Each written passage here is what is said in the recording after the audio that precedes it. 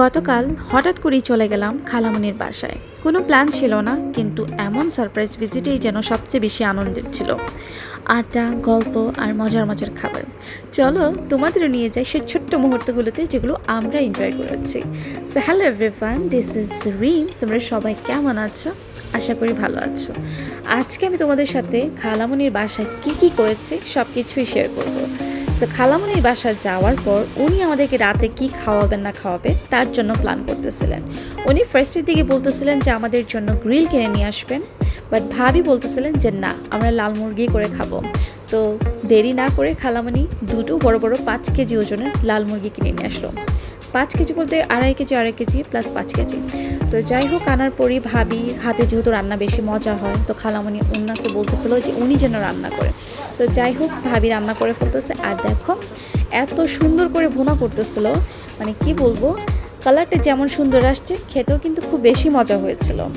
তো বরাবরের মতো আমরা মুরগি যেভাবে রান্না করি সেমভাবেই রান্না করেছেন। আর এই মুরগি যেহেতু একটু শক্ত, সো উনি হচ্ছে প্রেশার কুকারে দিয়েই রান্না করেছেন। তো মাশাল্লাহ, মুরগির খুব বেশি মজা হয়েছিল। আর সাথে কিছু আলুও দিয়েছিলেন, আলু ছাড়া জমেই না। আর এই থেকে সাদ খুবই দুষ্টুমি করতেছিল, আর আমি তাদের দুষ্টুমিগুলোকে ক্যাপচার করে রাখতেছিলাম।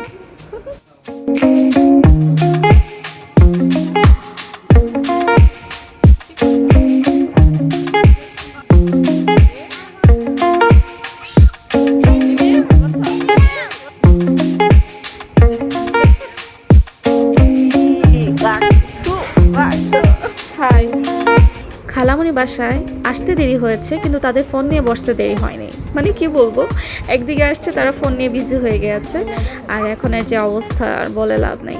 এদিকে সাদ নামাজ পড়তেছিল, যেটা খুব ভালো একটা দিক, মাশাআল্লাহ। আর আমাদের রান্নাও অলমোস্ট হয়ে গিয়েছিল। সো ভাবি প্রেশারটা খুলে ফেলছে, খুলে মুরগিটা একটু শক্ত থাকা অবস্থায় খুলেছে, বিকজ যেহেতু আলু দিবে আর হচ্ছে ডিম দিয়ে দিবে। সো উনি এটা দিয়ে আবার হচ্ছে ভালো করে ঢেকে দিবে যেন বাকিটা সেদ্ধ হয়ে আসে। আর আমাদের সাদ এদিকে অভিমান করে ফেলছে ওর আম্মুর সাথে। আর এইদিকে আমরা সাউথকে শাড়ি পরায় ফেললাম, ওকে পুরাই গৃহবধূ বানাই ফেলছিলাম। মাশাআল্লাহ, ওকে অনেক কিউট লাগতেছিল। আর ভাবতেছিলাম কাশ ও যদি মেয়ে হতো তাহলে তো ওকে আরও বেশি ভালো লাগতো। তো তোমরা দেখো ওকে পেছন থেকে কী সুন্দর লাগতেছে, মাশাআল্লাহ। আর এইদিকে আমাদের মাংসটা অলমোস্ট রেডি হয়ে আসছিল। সো খালামণি সব কিছু টেবিলে বেড়ে দিয়েছিল, আমরা খুব মজা করে খেয়েছি। আর তরকারির কালারটা দেখো মাশাআল্লাহ কতটা সুন্দর আসছে, এবং খেতে খুব বেশি অ্যামেজিং ছিল মাশাআল্লাহ। আর এইদিকে আমরা সবাই ফ্যামিলি মিলে একসাথে এনজয় করেছি। আর আরও যে বাদবাকি আইটেমগুলো ছিল তাও খুব মজা ছিল। সো আমার এই ভিডিওটা যদি তোমাদের কাছে ভালো লেগে থাকে, অবশ্যই লাইক, শেয়ার, কমেন্ট করতে ভুলবে না।